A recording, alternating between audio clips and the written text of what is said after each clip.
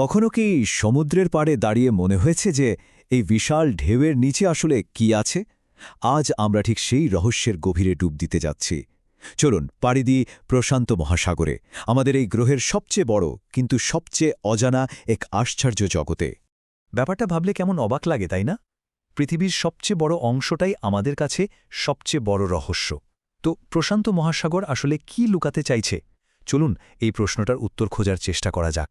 ভাবা যায়, আমরা মঙ্গল গ্রহ বা চাঁদের পৃষ্ঠের নিখুঁত ম্যাপ তৈরি করে ফেলেছি, কিন্তু আমাদের নিজেদের গ্রহের সমুদ্রের তলার পুরোটাই এখনও দেখে উঠতে পারেনি। প্রশান্ত মহাসাগর আসলে শুধু জল নয়, এটা যেন আস্ত একটা আলাদা জগৎ যা আবিষ্কার হওয়ার অপেক্ষায় আছে। আর এর বিশালতাটা একটু কল্পনা করুন। আমরা প্রায় 7 কোটি বর্গমাইলের কথা বলছি।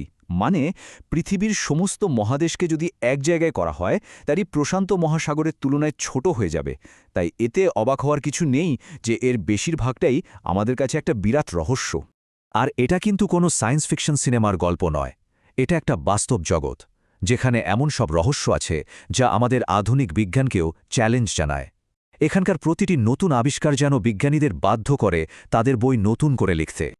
আচ্ছা, এবার একটু নড়ে চড়ে বসার সময় হলো, কারণ আমরা শুধু গভীরতার কথা বলছি না, আমরা নামতে চলেছি আমাদের এই গ্রহের সবচেয়ে কঠিন, সবচেয়ে প্রতিকূল একটা পরিবেশে।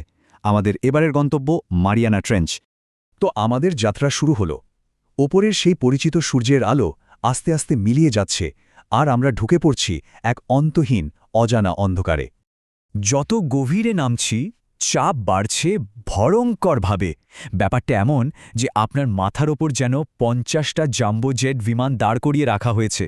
এখানকার চাপ এতটাই সাংঘাতিক যে লোহাও কাগজের মতো দুমড়ে মুচড়ে যেতে পারে। আর এখন আমরা এমন একটা জায়গায় এসে পৌঁছেছি যেখানে সূর্যের একটা কণাও কোনোদিন পৌঁছায়নি। শুধু জমাট বাঁধা নিশ্ছিদ্র অন্ধকার, মনে হচ্ছে যেন আমরা অন্য কোনো গ্রহে এসে পড়েছি। হ্যাঁ, এটাই সেই জায়গা, মারিয়ানা ট্রেঞ্চ, আমাদের গ্রহের গভীরতম বিন্দু। এতটাই চরম আর প্রতিকূল পরিবেশ যে এখানে প্রাণের অস্তিত্বের ধারণাটাই একটা বড় চ্যালেঞ্জের মুখে পড়ে যায়। কিন্তু এই জমাট অন্ধকার আর ভয়াল চাপের জগতেও অবিশ্বাস্য কিছু একটা ঘটে চলেছে। এখানেও জীবন আছে। চলুন দেখি এই অতল গভীরে প্রাণীরা কিভাবে টিকে থাকে। প্রশ্নটা তো আসেই, এখানে কিসের পক্ষে বেঁচে থাকে সম্ভব, যেখানে ধাতুকে গুড়িয়ে দেওয়ার মতো চাপ আর আলোর কোনো চিহ্নমাত্র নেই? এর উত্তরটা সত্যি বলতে রীতিমতো বিস্ময়কর। উত্তরটা আমাদের কল্পনাকেও হার মানায়। এখানে এমন সব জীব আছে যারা নিজেদের শরীরেই আলো জ্বালায়।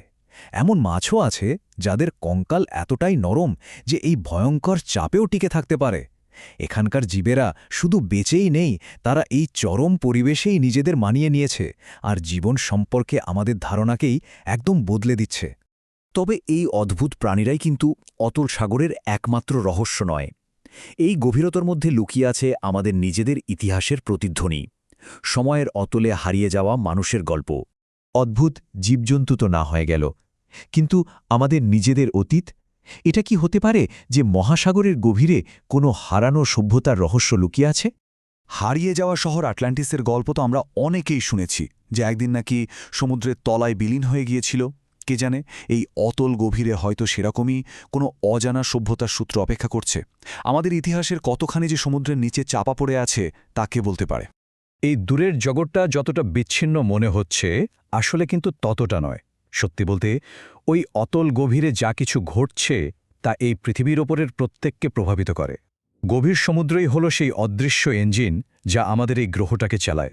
হয়তো মনে হতে পারে দুটো একদম আলাদা জগৎ, একদিকে শীতল অন্ধকার গভীর সমুদ্র, আর অন্যদিকে আমাদের প্রতিদিনের চেনা আবহাওয়া। কিন্তু সত্যিটা হলো, এই দুটো জগৎ ওতপ্রোতভাবে জড়িত।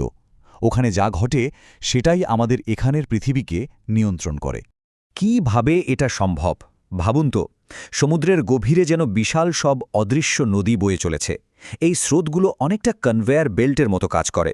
গরম অঞ্চল থেকে তাপ ঠান্ডা মেরু অঞ্চলের দিকে বয়ে নিয়ে যায়। এই তাপের আদান প্রদানই আমাদের জলবায়ুর ধরন তৈরি করে। ভারতের বর্ষা থেকে শুরু করে ইউরোপের শীত পর্যন্ত সবকিছুই এর ওপর নির্ভর করে।